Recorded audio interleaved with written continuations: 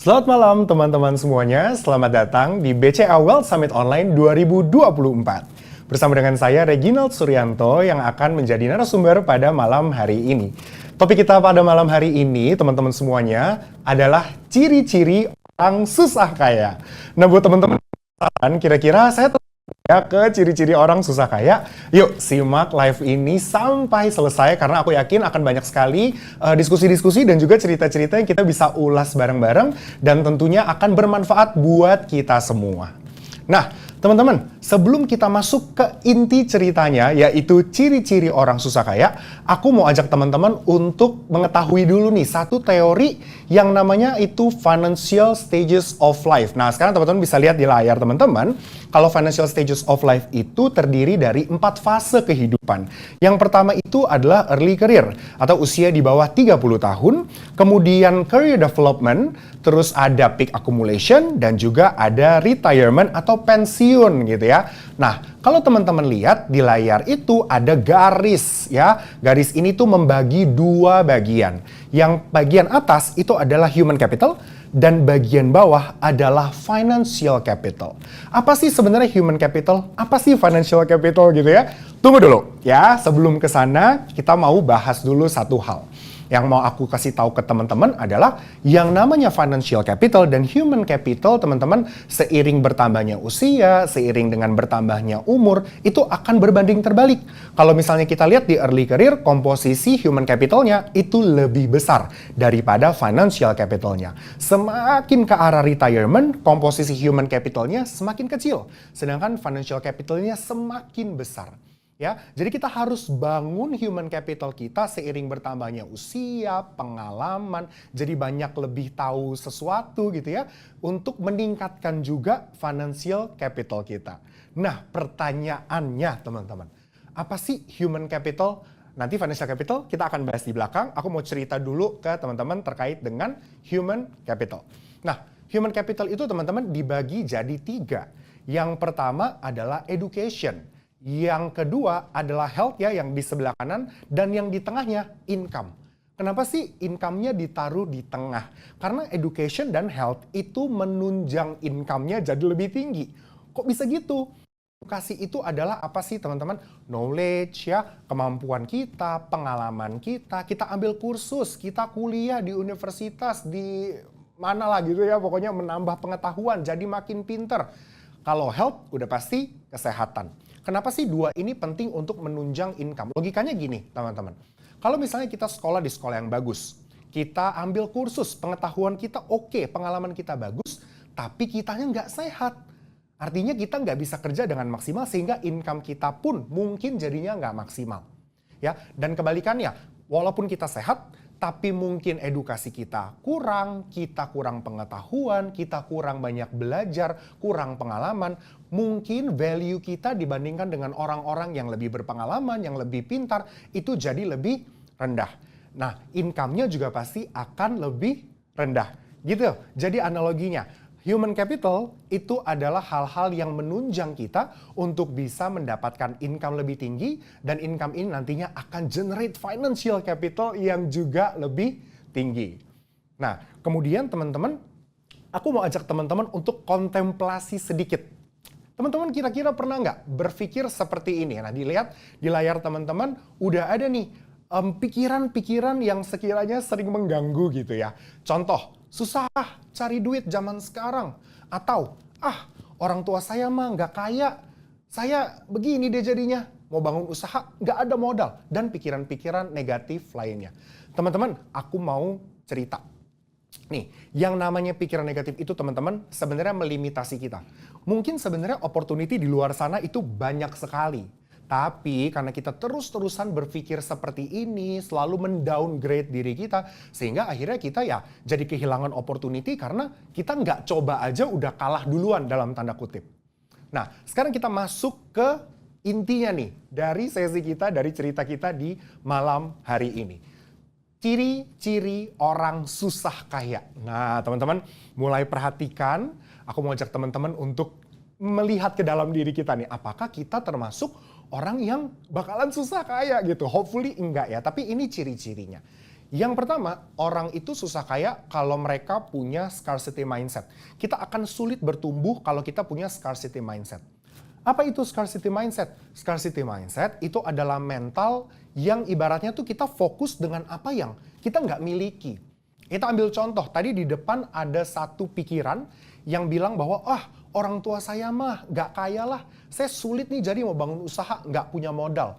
Padahal teman-teman kalau kita lihat, resource zaman sekarang banyak banget yang bisa kita gunakan untuk bangun usaha. Contoh paling gampang, afiliator. Banyak orang jual produk, tapi mereka nggak butuh modal. Hanya perlu bikin video, terus di-upload di sosial media. Kemudian ada tuh keranjang kuning gitu zaman sekarang.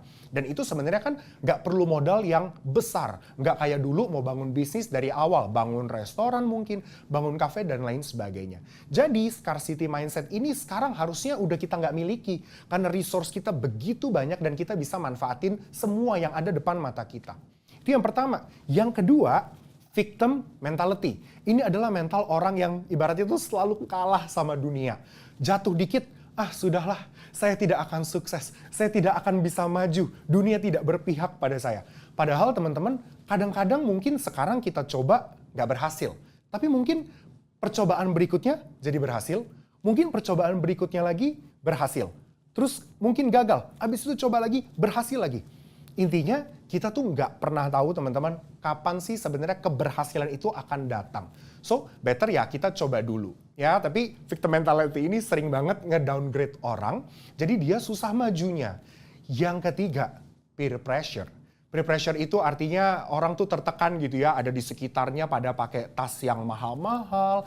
iPhone baru keluar beli. HP baru keluar pada mau ikut beli. Padahal sebenarnya secara finansial mungkin kita kesulitan. Bela-belain cicil pakai kartu kredit. Bunganya berapapun nggak apa-apa. Yang penting pride saya naik. Itu biasa peer pressure tuh seperti itu. Ya akhirnya akan mempersulit kita. Kita punya uang terbatas. Habis hanya untuk hal-hal yang sebenarnya kita nggak perlu. Hanya untuk memenuhi gengsi. Atau ibaratnya kita makan gengsi jadinya. Which is nggak kenyang gitu kan ya. Pertanyaannya nih teman-teman. Gimana sih sebenarnya caranya kita bisa keluar dari 3 ciri-ciri orang susah kaya tadi? Scarcity mindset, victim mentality, dan juga peer pressure. Sekarang teman-teman bisa lihat di layar teman-teman, aku akan kasih kuncinya cuma satu. Have abundance mentalities. Apa tuh abundance mentalities? Basically teman-teman, ini kebalikannya dari scarcity mindset. Kita ambil contoh deh teman-teman ya. Misalnya yang pertama, there will never be enough. Itu scarcity. Artinya, nggak akan pernah cukup lah. Apa yang saya punya ini nggak akan pernah cukup. Saya nggak mau coba lah, toh saya tahu saya pasti gagal. Waduh, belum coba, udah yakin banget gagal. Kapan berhasilnya gitu kan?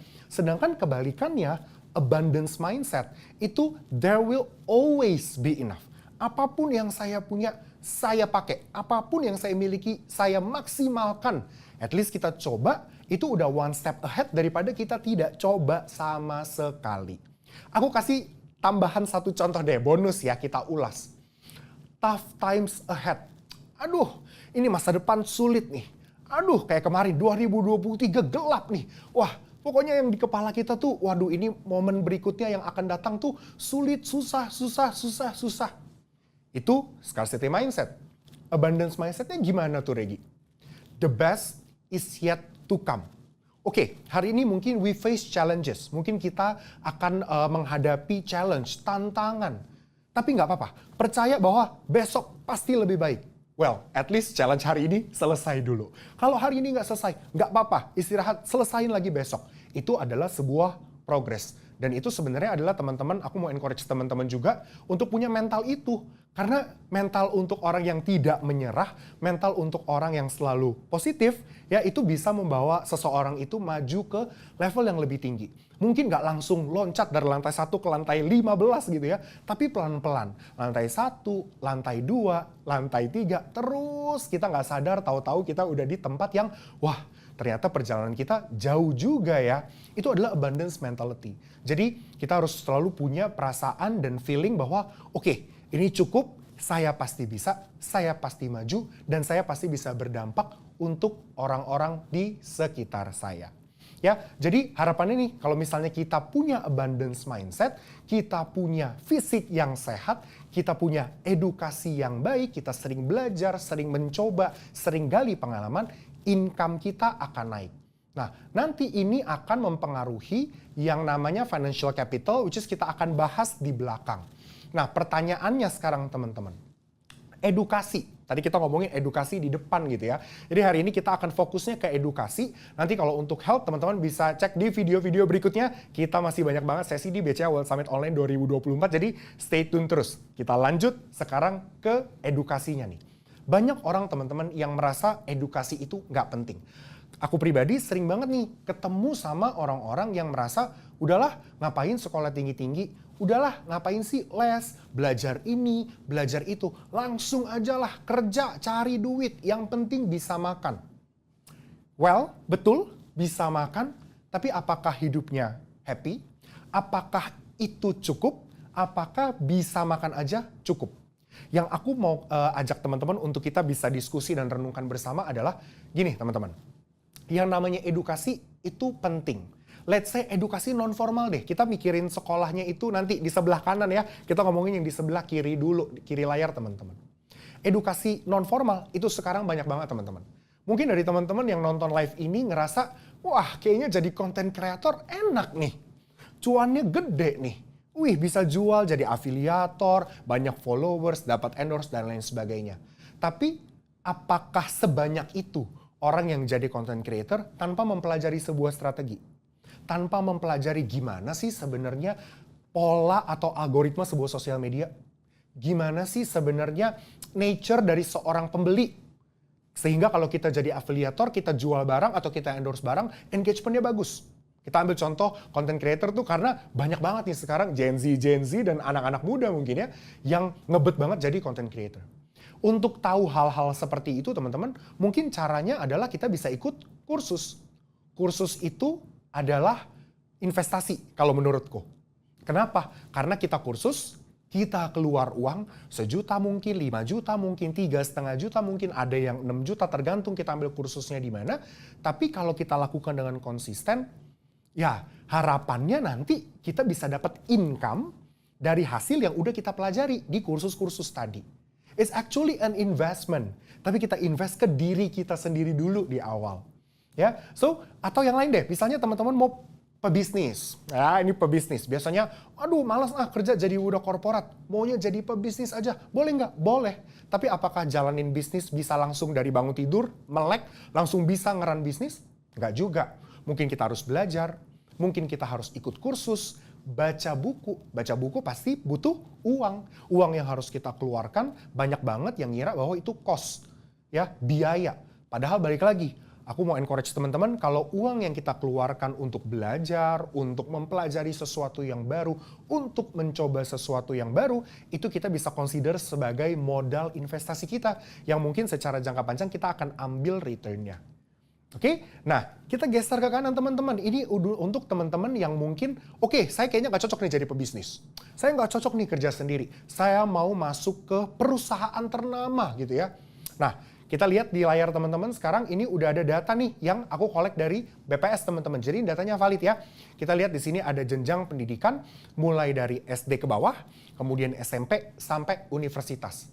Nah, pola yang terjadi teman-teman adalah di SD. Ya, SD ke bawah, SD mungkin TK gitu atau playgroup, kita dapat gaji 2,05 juta kalau kerja.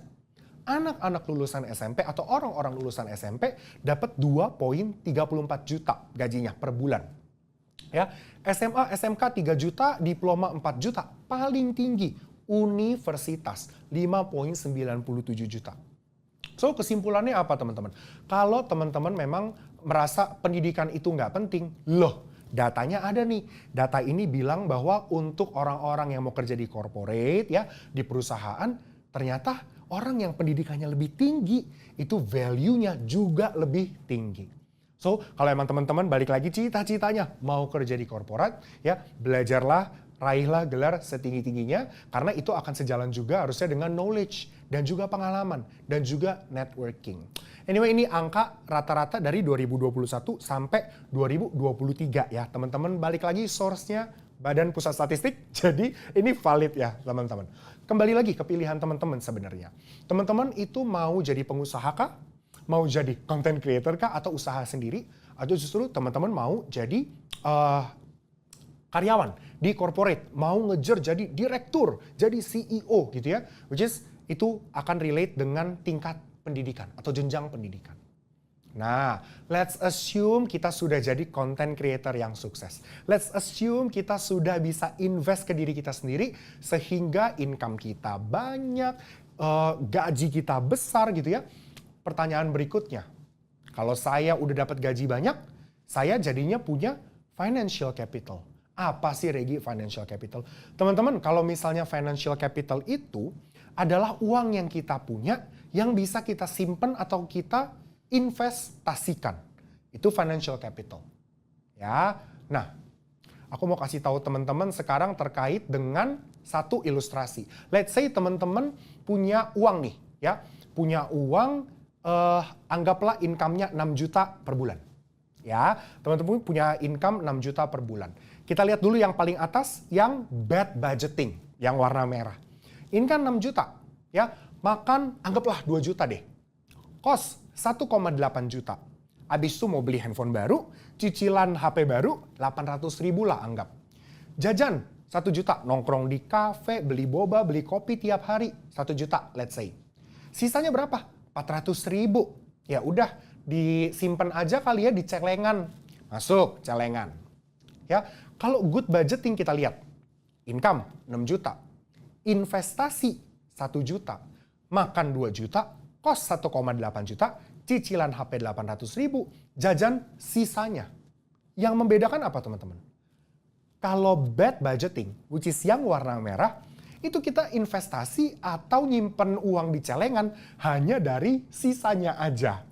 Bisa jadi justru sisanya juga udah nggak ada. Kan sayang banget. Harusnya kita nggak sebanyak itu jajan. Udahlah banyak-banyakin gula di badan, nggak sehat. Uangnya kebuang juga gitu. Tapi kalau good budgeting, income 6 juta, kita langsung sisihin. Oke, saya komit setiap gajian kalau di BCA tanggal 25 gitu ya. Langsung saya sisihkan uangnya, masukin ke celengan 1 juta. Habis itu makan wajib, kos wajib, cicilan HP wajib karena udah beli gitu ya. Jajannya ya udahlah kita sesuaikan. Toh kalaupun nggak jajan, saya tetap bisa hidup. Sehingga kalau misalnya kita lakukan ini rutin dari bulan Januari sampai Desember teman-teman, kita akan mendapatkan tabungan sebesar 12 juta rupiah. Dengan asumsi kita nyelengin 1 juta rupiah per bulan. Tapi kalau kita bad budgeting, investasinya cuma 400 ribu. Masukin ke celengan ayam ya. 4,8 juta setahun. Lumayan banget, bedanya cukup signifikan. Nah, nextnya teman-teman. Aku mau kasih tahu teman-teman satu ilustrasi, satu komik juga nih ya. Di sini tuh ceritanya ada monster nih teman-teman. Ya, anak ini tidur, megang uang cash, diselipin di bawah selimut atau di bawah bantal. Makanya di sini dia bilang, uang gue ditaruh di bawah bantal, ya aman lah ya harusnya. Tiba-tiba nih, malam ada monster muncul di samping kasur. Dia mau makan uangnya. Ditelan uangnya. Uangnya akhirnya hilang. Ini tuh sama dengan apa teman-teman tahu nggak? Aku kasih waktu teman-teman untuk mencerna dan berpikir. Ini ilustrasi tuh menggambarkan apa ya sebenarnya? 3 detik ya. 1, 2, 3. Betul, inflasi teman-teman. Jadi kalau misalnya kita taruh uang di bawah bantal, di celengan ayam, di dalam selimut, itu uangnya nggak bertumbuh. Sedangkan kita setiap tahun tuh pasti ada yang namanya inflasi atau peningkatan harga barang. Sehingga uang kita yang mungkin dulu kalau aku waktu SD beli permen 1.000 dapat 10, ya ampun, waktu SMA beli 1.000 permen cuma dapat 3. Padahal uangnya sama-sama 1.000. Bedanya dulu kertas, sekarang koin. Tapi nilainya, kemampuan daya beli uang 1.000 itu turun. Ya, dari 1.000 dapat 10 permen dulu waktu aku SD, sekarang cuma dapat 3. Contoh lain yang mungkin teman-teman bisa relate juga. Bensin motor. Kalau aku dulu isi bensin motor ya, di salah satu pembensin lah ya, itu 40.000, 50.000 udah full. Sekarang, waduh, udah hampir 80.000. Wah, padahal tangki motornya nggak makin gede gitu. Sama-sama aja. Tapi karena kenaikan harga bahan bakar, uang yang harus kita keluarkan jadinya lebih dikit. Solusinya apa? Jadi hari ini enak ya teman-teman ya. Kita banyak diskusi, kita banyak cerita, kita banyak dapat solusi. Ya, solusinya satu, investasi. Nah, sekarang aku mau kasih lihat teman-teman satu ilustrasi lagi. Yang satu, kita nyimpen uang di bawah bantal atau di bawah selimut atau di celengan ayam. Yang kanan kita investasiin. Ya, modalnya sama-sama 12 juta. Ya, sama-sama 12 juta per tahun. Ya, returnnya kalau misalnya nyimpen di bawah bantal 0%. Ya, kadang-kadang uangnya hilang, dimakan rayap, diambil orang, ya amit-amit. Tapi kalau kita investasi, let's say 6% lah. Ada sekarang obligasi pemerintah pasar perdana teman-teman yang juga dijual sama BCA. Ya, sukuk retail. Itu kuponnya 6% plus-plus. Nah, bisa tuh dijadiin salah satu opsi ya teman-teman. Ya, kita asumsikan lagi periode investasinya sama-sama 10 tahun, 10 tahun. Future value-nya berbeda. Ya, kalau simpan di bawah bantal, dapatnya setelah 10 tahun cuma 120 juta. Tapi kalau kita investasiin di produk investasi yang kasih return kurang lebih roughly 6%, kita bisa dapat keuntungan atau total dana kita jadi 159,4 juta. Wow, ini bedanya bisa 39, hampir 40 juta teman-teman. Ya, di chart sebelah kanan harusnya tergambar tuh. Yang ungu, wah lebih tempting ya, naiknya lebih menarik gitu. Kadang-kadang kita kalau ngelihat uang banyak tuh jadi tergugah. Tapi ini pilihannya kembali ke teman-teman. Sebenarnya teman-teman itu prefer untuk ya udahlah yang penting saya happy, saya jajan, saya makan apapun yang saya mau, saya minum kopi tiap hari, ya nggak nabung nggak apa-apa deh. Atau teman-teman mau oke, kita save sekarang untuk kebutuhan di masa mendatang yang mungkin biayanya lebih besar. Itu pilihannya ada di teman-teman. Kalau aku pribadi, aku lebih senang investasi karena ada kepuasan sendiri kalau misalnya kita lihat uang kita tumbuh.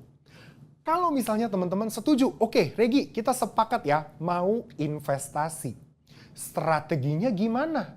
Nah, paling gampang sebenarnya teman-teman, kita tahu dulu nih profil risiko kita.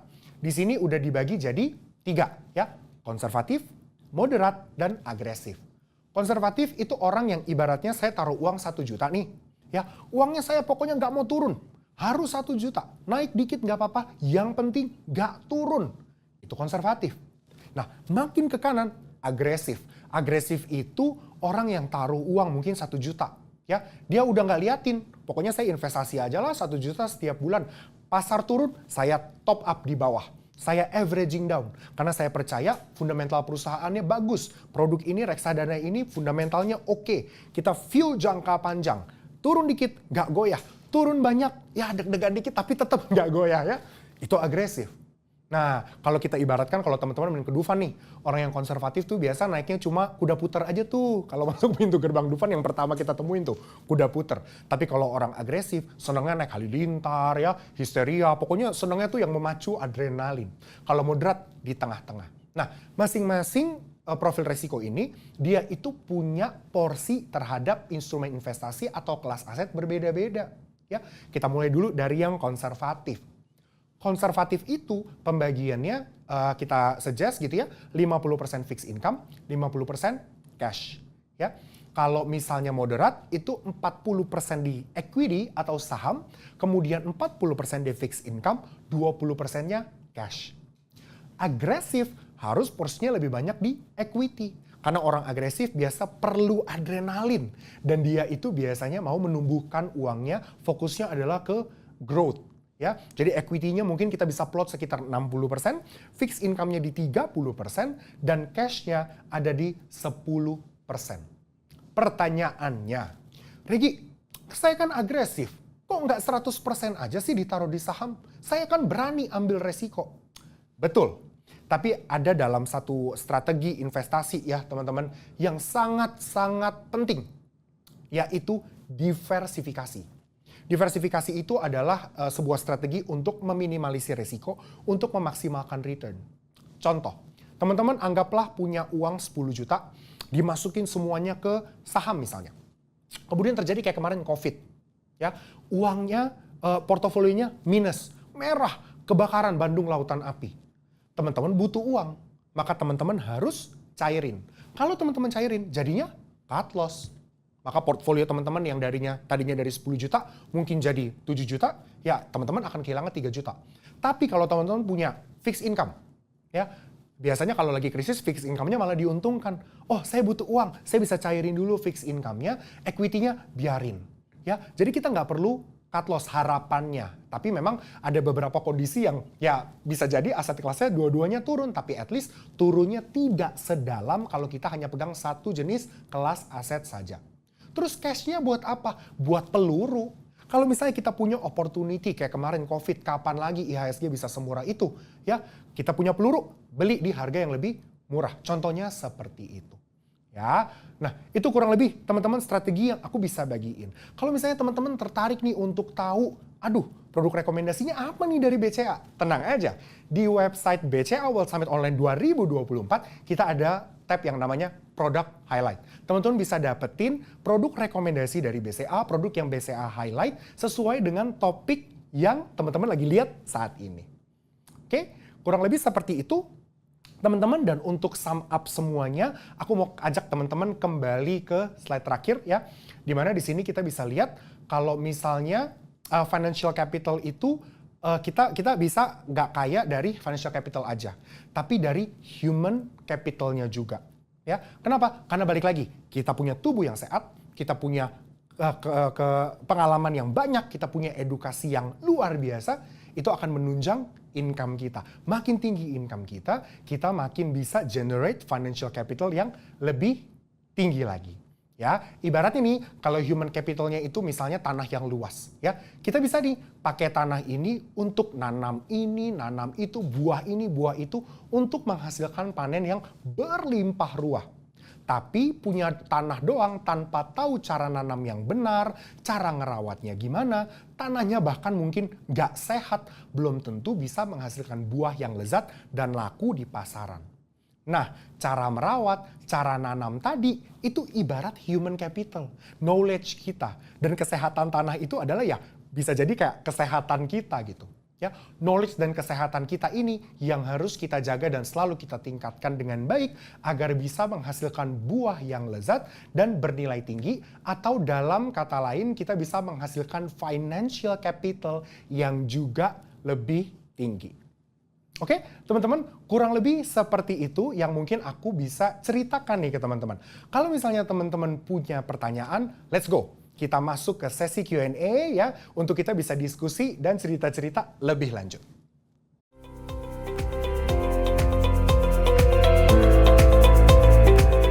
Oke, ini aku sudah dapat banyak banget pertanyaan ya, teman-teman di layar.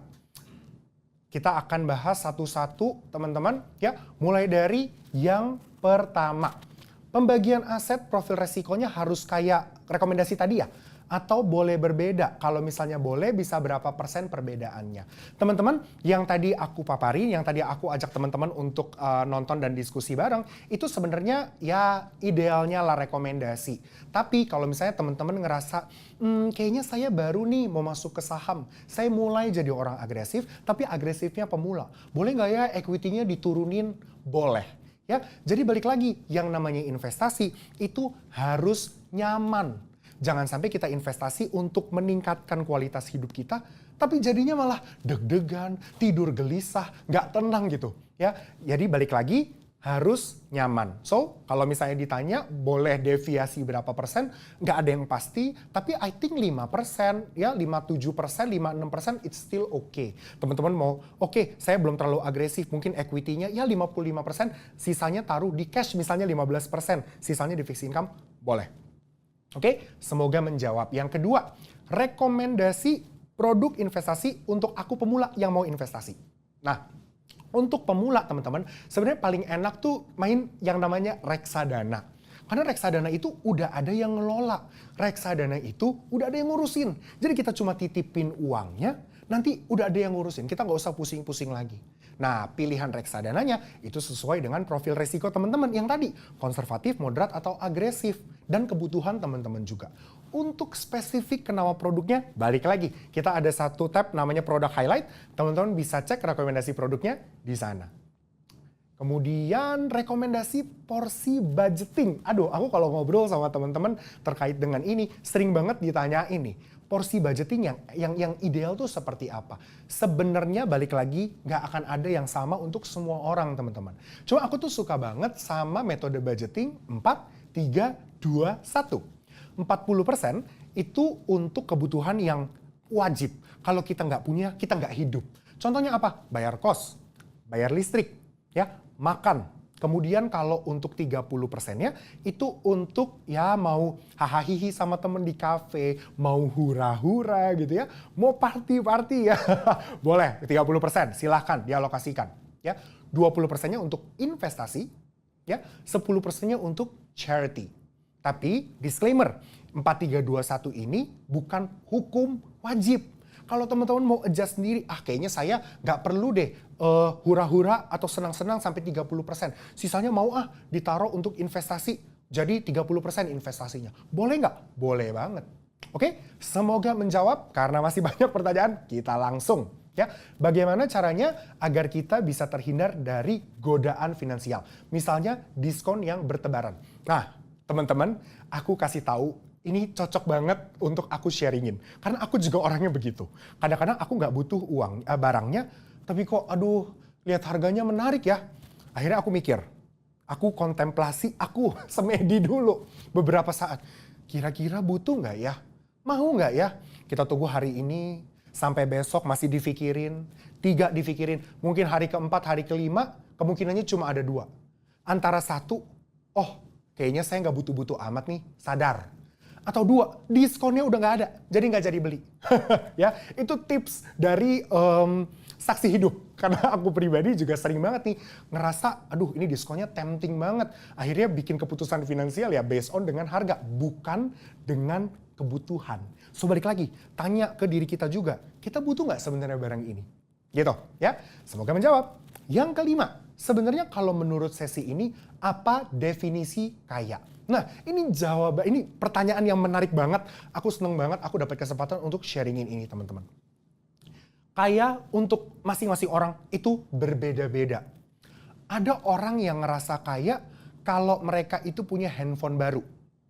Ada orang yang ngerasa kaya kalau dia itu punya rumah baru. Kalau aku pribadi sih teman-teman, dan di sesi ini, aku mungkin akan ngerasa kaya ketika aku bisa melakukan sesuatu tanpa mikir. 1. 2, ini terms yang mungkin teman-teman sering dengar. Financial freedom. Kita mungkin kemana-mana naik kereta, mungkin naik Transjakarta, naik busway, naik kendaraan umum. Tapi kita udah nggak pusing lagi kalau besok kita nggak kerja, kita masih bisa hidup. Menurut aku itu. Karena menurutku juga, percuma. Kita mungkin kemana-mana naik mobil.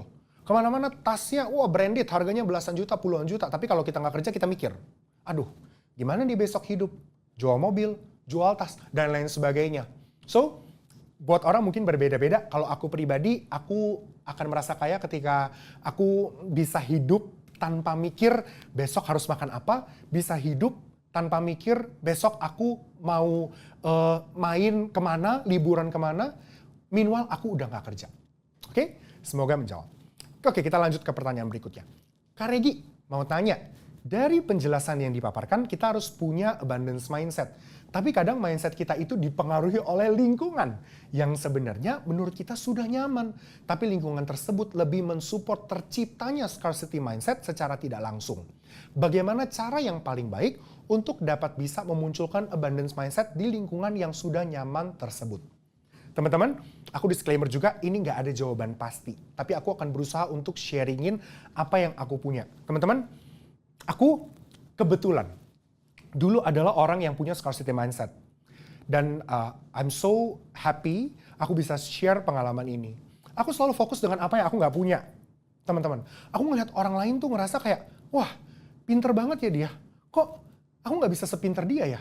Sudahlah kalau aku nggak sepinter dia mah aku nggak akan mungkin sesukses dia.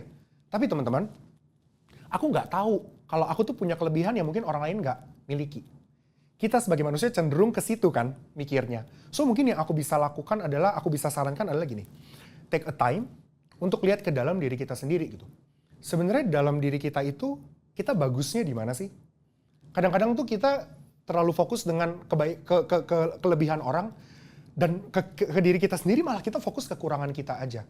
Waktu itu ada suara di hatiku yang ngomong gini, Regi, mungkin panggilan kamu memang bukan untuk jadi pemain bola yang handal, bukan jadi pebasket yang handal. Kamu udah punya panggilanmu sendiri, kamu udah punya tujuan hidupmu sendiri. Kamu punya talentamu sendiri, fokus sama itu. So, kalau kamu memang udah nyaman di lingkungan itu, kamu nggak perlu keluar, nggak apa-apa. Yang penting mindsetnya diubah. Ya, jadi lebih ke internalnya kita. Mungkin secara tidak langsung kalau kamu yang bertanya, aduh kita udah deket nih sama orang ini. Tapi orang ini bikin kita tuh, aduh, insecure gitu. Kurang terus gitu. Menurutku nggak perlu untuk ditinggal orangnya. Karena kita udah temenan, support system perlu. Yang penting internalnya kita yang kita benahin. Kita adalah orang yang punya kapasiti yang besar. Aku selalu ngomong sama diriku, Regi adalah orang yang percaya diri. Regi adalah orang yang komunikasinya bagus dan lain sebagainya. Walaupun saat itu lagi proses. So yang mungkin aku bisa saranin itu kali ya, mulailah dari diri sendiri. Dan hopefully aku benar-benar sangat berharap kamu yang nanya ini akhirnya bisa merasa maju, berkembang, dan ya jadi versi terbaik dari diri kamu yang lebih luar biasa. Next, semoga menjawab ya by the way. Next, dalam memilih produk reksadana pendapatan tetap, apa saja yang harus ditinjau untuk akhirnya kita memutuskan untuk berinvestasi di RDPT tersebut? Kalau aku akan cek kebutuhan. Apakah aku orang yang investasi di reksadana pendapatan tetap itu butuh yang namanya passive income? Karena kalau namanya reksadana itu ada dua teman-teman ya. Reksadana yang bagiin dividen. So dividen bukan hanya di saham ya. Di reksadana juga ada yang namanya dividen atau kita kenal dengan pembagian hasil investasi. Ya. Dividen dari reksadana kalau misalnya aku orang yang butuh income bulanan atau 3 bulan atau 6 bulan, aku akan pilih reksadana pendapatan tetap yang bagi dividen. Kalau aku bener-bener uang dingin, aku punya likuiditas lain, aku nggak perlu income dari RDPT-ku, ya aku akan cari reksadana pendapatan tetap yang lain, yang fokusnya memang lebih ke growth-nya, instead of pembagian hasil investasinya. Itu satu. Yang kedua, tujuan investasi.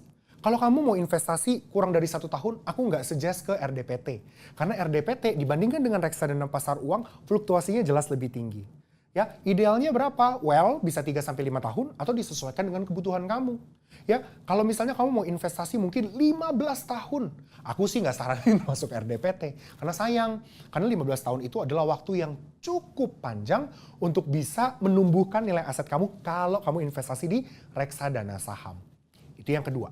Yang ketiga, lihat kinerjanya. Kinerjanya beberapa tahun terakhir kok turun terus. Jelek nggak? Belum tentu teman-teman. Kalau memang kita lihat secara pasar, secara market, oh ya turun terus, suku bunganya tinggi terus gitu ya, nggak turun-turun, ya wajar kalau reksadana pendapatan tetapnya turun juga. Nah, itu nggak bisa serta-merta kita langsung ambil kesimpulan bahwa oh ini RDPT jelek nih, kita nggak bisa pilih. Kita lihat dulu kondisinya saat itu lagi ada apa. Kecuali, oh kita mau pilih RDPT A, dia turun. RDPT B sampai Z naik semua. A-nya turun sendiri. Mohon maaf mungkin perlu dilihat lagi nih. Apakah ini adalah reksadana pendapatan tetap yang kita bisa beli.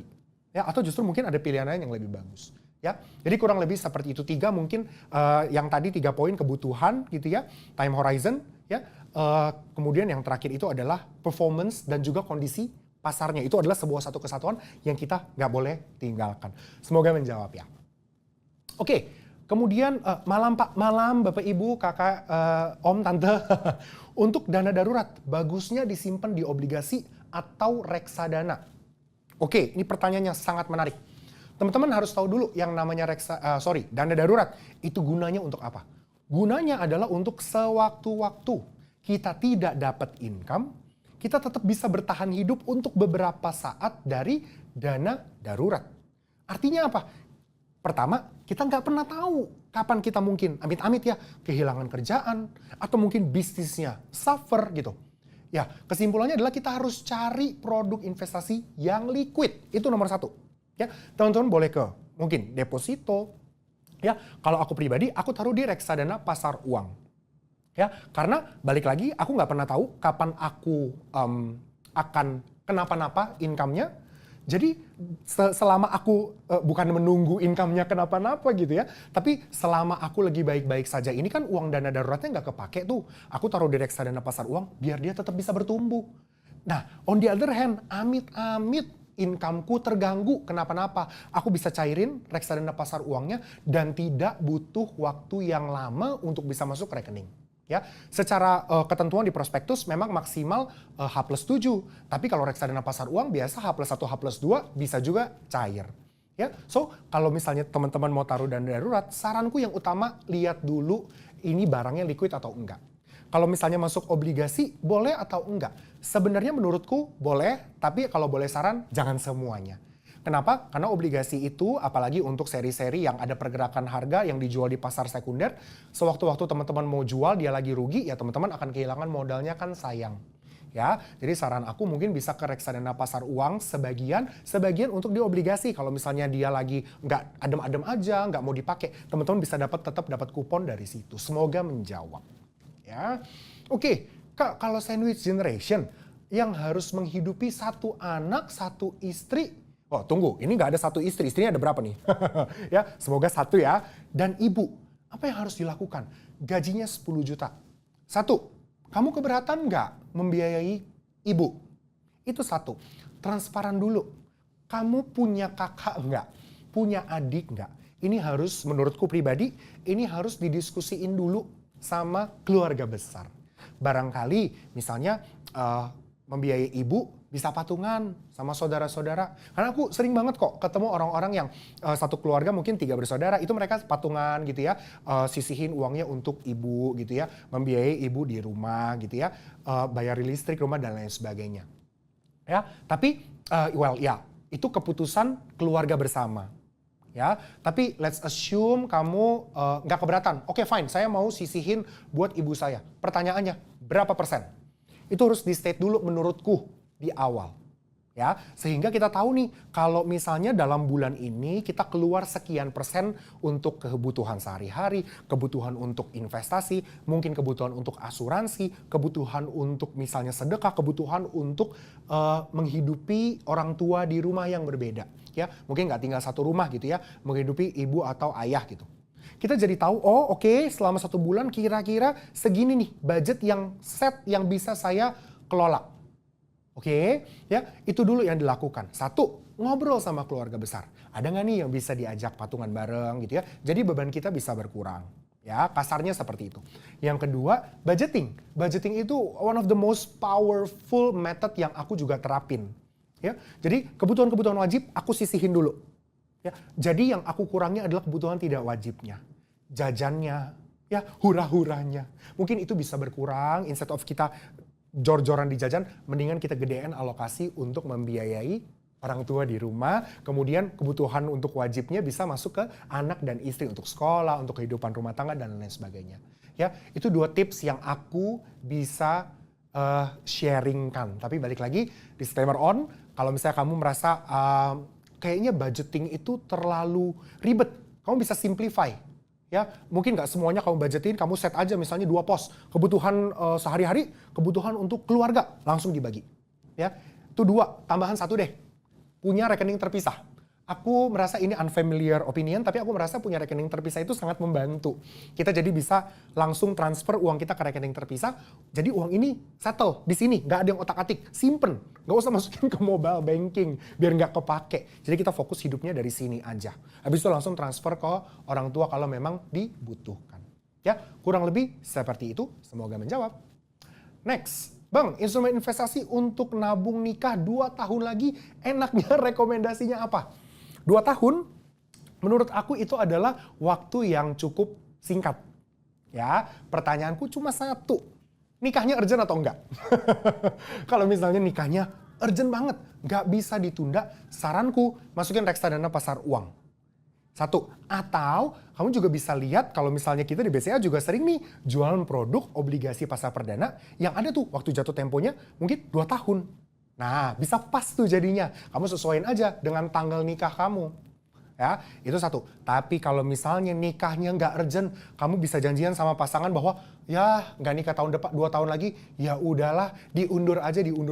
Mau masuk reksadana pendapatan tetap, masuk reksadana saham, monggo, bebas. Ya, yang penting kalau misalnya nanti nyampe di tahun kedua, kalau misalnya portonya hijau, kamu bisa dapat uang tambahan untuk mungkin biaya honeymoon ke tempat lebih bagus, atau mungkin cateringnya ditambah, atau bunga-bunganya, ornamennya ditambah, bisa juga. Tapi kalau misalnya pun karena ini nggak urgent, di tahun kedua portofoliomu lagi merah, ya udahlah sayang, nggak apa-apa ya, kita tunda dulu nikahnya. Yang penting ya akan nikah suatu saat nanti, dan kita bisa nikah dengan nyaman. Kurang lebih seperti itu, aku rasa udah terjawab semua pertanyaannya. Thank you banget ya teman-teman untuk yang udah nanya. I'm so happy that I can share a lot of things and so many things. I think, tunggu. Ini baru mau ditutup, ada lagi yang nanya. Gak apa-apa ya, kita jawab nih biar semuanya tuntas. Jadi aku bisa tidur dengan tenang menjawab pertanyaan teman-teman. Apa bedanya obligasi dan reksadana? Wah, ini sering banget ditanya ini teman-teman.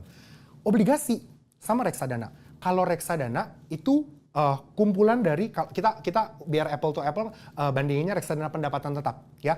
Reksadana pendapatan tetap versus obligasi. Yang pertama, reksadana pendapatan tetap itu isinya nggak cuma satu obligasi aja. Dia banyak obligasinya ya. Ada obligasi pemerintah mungkin 5 seri. Terus ada obligasi korporasi mungkin 5 seri juga. Atau mungkin isinya obligasi pemerintah semua tapi serinya banyak. Itu kalau reksadana pendapatan tetap. Ya, yang kedua dari reksadana pendapatan tetap dia ada yang kelola. So kita nggak perlu pusing-pusing mikirin seri apa ini yang bagus, nggak perlu. Ya, semuanya udah dipilihin sama yang namanya manajer investasi. Nah, aku spill dikit. Manajer investasi yang kerja sama BCA itu udah di-curate ya teman-teman. So kita akan provide manajer investasi yang kredibel di bidangnya, of course ya. Jadi teman-teman nggak usah khawatir. Dan kalau bedanya sama obligasi itu satuan. Ya, obligasi misalnya teman-teman beli obligasi FR seri XXX. Nah, berarti teman-teman cuma punya satu FR itu aja di kantongnya teman-teman. Teman-teman mau beli lagi FR 100, berarti teman-teman cuma punya 2. Ya, mau FR 102, berarti teman-teman punya 3. Ya, kalau reksadana pendapatan tetap, teman-teman beli satu jenis reksadana, FR-nya langsung punya banyak. Mana yang oke, mana yang better, tergantung preferensi. Ya, karena biasanya kalau misalnya FR satu jenis FR, harganya lagi turun. Wah, turunnya bisa lumayan nih.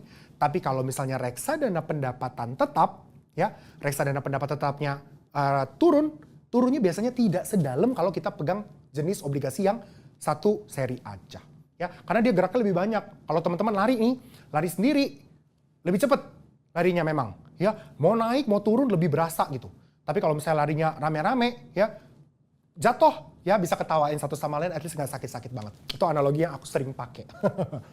Ternyata ada lagi pertanyaan. Gak apa-apa, kita jawab. Kalau teman-teman masih ada pertanyaan, oke lanjut. Kita ceritakan malam ini sampai tuntas. Ya, kalau indeks itu apa Kak?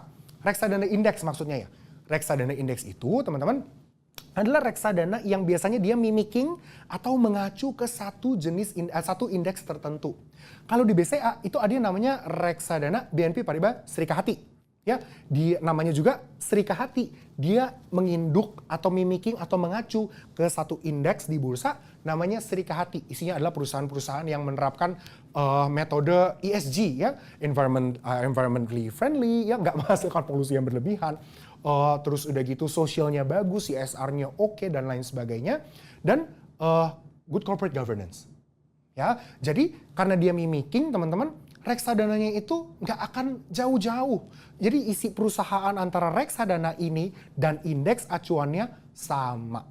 Mungkin secara komposisi bisa berbeda, tapi dia tidak boleh ambil produk lain di luar indeks yang dia jadikan acuan. Oke, kurang lebih seperti itu teman-teman. Semoga menjawab. I don't think ada pertanyaan lagi. Kalau misalnya teman-teman mau ada pertanyaan lagi, feel free. Untuk nanti mungkin lain waktu kalau misalnya kita ketemu atau misalnya teman-teman mau datang ke cabang BCA terdekat untuk tanya-tanya terkait produk investasi, datang aja, kita buka tapi tidak 24 jam ya. Tapi selagi kita buka, teman-teman bisa tanya dengan leluasa, bebas. Kita akan layani teman-teman dengan luar biasa. Thank you banget teman-teman atas partisipasinya malam ini. It's very fun, aku enjoy banget bisa sharing dan cerita-cerita sama teman-teman. Kalau teman-teman tertarik dengan cerita-cerita aku hari ini dan mau dengerin lagi nih, teman-teman tenang aja, ini ada rekamannya kok. Ya, bisa di BCA website BCA World Summit Online 2024 yang nanti masih berjalan terus sampai 20 September ya. Kita akan ada banyak banget sesi-sesi yang juga teman-teman bisa nantikan dan tentunya tidak akan kalah menarik juga dengan sesi hari ini dan pastinya juga akan sangat bermanfaat. Nah, kalau teman-teman mau investasi di BCA, gimana caranya Regi? Langsung buka handphonenya, buka Play Store kalau teman-teman pakai Android. Kalau misalnya teman-teman pakai yang buah apel digigit, bisa buka App Store ya atau iOS Store. Nah, di situ teman-teman bisa download My BCA. Di dalam My BCA udah ada fitur yang namanya Welma, fitur investasi dari BCA yang logonya W. Nah, di situ teman-teman bisa cek ada produk reksadana, ada produk obligasi pemerintah baik di pasar perdana ataupun pasar sekunder. Ya, teman-teman bisa akses langsung aja dalam satu genggaman. Teman-teman bisa langsung investasi modalnya sedikit.